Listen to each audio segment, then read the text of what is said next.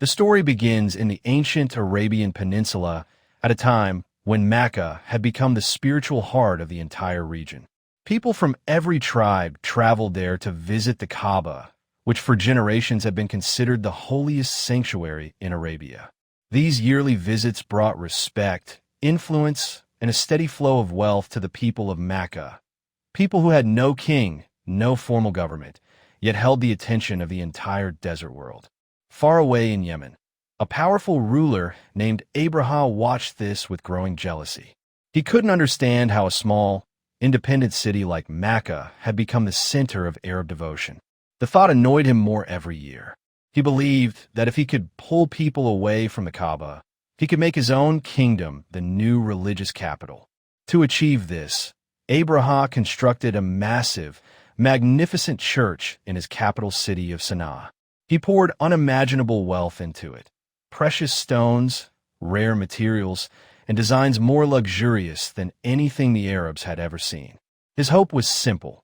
If he created something grander than the Kaaba, people would abandon Mecca and travel to his church instead. But the plan collapsed. Not a single Arab tribe showed interest. No one abandoned the Kaaba. The people of Arabia remained deeply attached to their ancient sanctuary, and Abraham's pride could not accept this humiliation. What made this even more personal was Abraham's own past. He hadn't been born into royalty. He started life as a slave belonging to a small businessman from a minor Roman-controlled town. Over time, he had risen to enormous power through a brutal series of conflicts between Yemen's Jewish leadership and the Christian kingdom of Abyssinia, Habasha.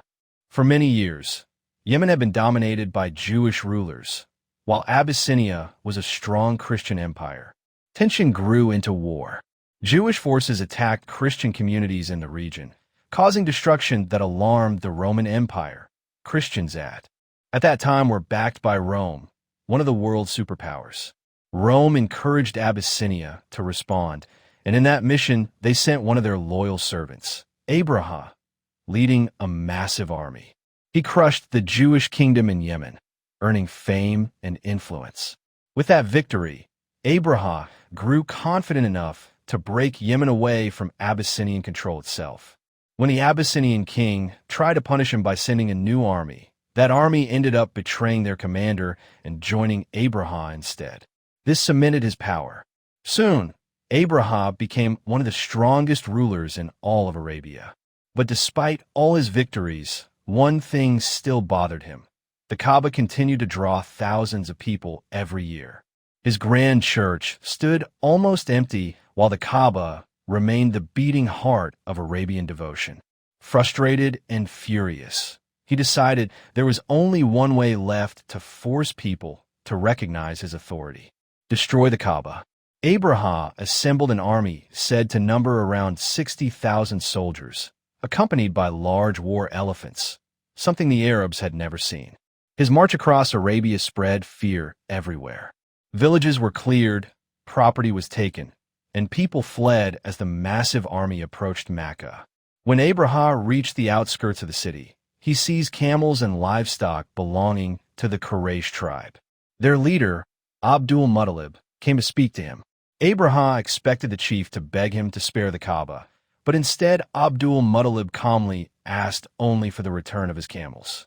Surprised, Abraham said, "I thought you were a man of honor. You're worried about your animals when I'm coming to destroy your sacred house." Abdul Muttalib replied with complete confidence, "I'm the owner of the camels. The house has its own lord, and he will protect it." The next morning, Abraham ordered his army to advance toward the Kaaba, but something strange happened. The lead elephant refused to move, no matter how much they pushed, beat, or redirected it. The animal knelt down and would not take a single step toward Mecca. Then something even more unexpected took place. From the sky came flocks of birds, small, fast, and unlike anything the Arabs had seen before or after. Each bird carried tiny stones. They dropped these stones directly onto the soldiers, and chaos spread through the army. The men suffered horrific wounds that many historians later compared to a violent outbreak of disease, something like an extreme form of smallpox. Bodies blistered, flesh tore, and soldiers collapsed in agony. The entire army broke apart and fled. Abraha himself was severely injured and never recovered. His great military force, thousands of soldiers, was destroyed without a single sword being raised by the people of Makkah. News of this miraculous event spread across Arabia, boosting the prestige of the Quraysh tribe. Makkah became even more important as caravans, merchants, and pilgrims visited the city in even greater numbers. Wealth poured into the region, and the annual marketplace of Ukase became one of the greatest gatherings in the Arabian world. But something else happened that same year, something that would change history far more than the destruction of Abraha's army. In distant Persia, the sacred fire in their grand temple, kept burning for centuries, suddenly went out.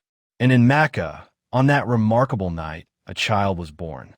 A child who would one day reshape the world. His name was Muhammad,